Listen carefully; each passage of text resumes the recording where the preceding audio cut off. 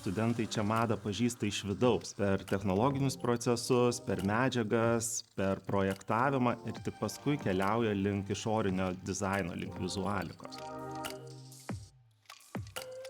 Esu Kęstutis Lekeckas, mados inovacijų technologijų magistratūros studijų programos dėstytojas, dizaino centro profesorius. Mados inovacijų technologijų magistratūros studijų programa yra novatoriška tuo, kad padeda susidaryti įspūdį ir sužinoti ir išbandyti daug dalykų, kurie yra visiškai nauji mados pramoniai. Ir gali būti įdomi tiek tiems, kurie tik tai atkeliauja į šitą industriją, tiek tiems, kurie jau dirba. Ši magistratūros studijų programa orientuota ne į konkrečių techninių, technologinių ar inžinerinių aspektų gilų išmanymą, bet labiau į naujo požiūrio mados pramonėje orientavimą. Tai būtent apimantį naujų dalykų integravimą į įvairius mados procesus. Patiekalas koks galėtų būti, tai nežinau, turbūt įvairus. Čia net ne patiekalas, o visas dienos meniu 6 patiekalų pietūs.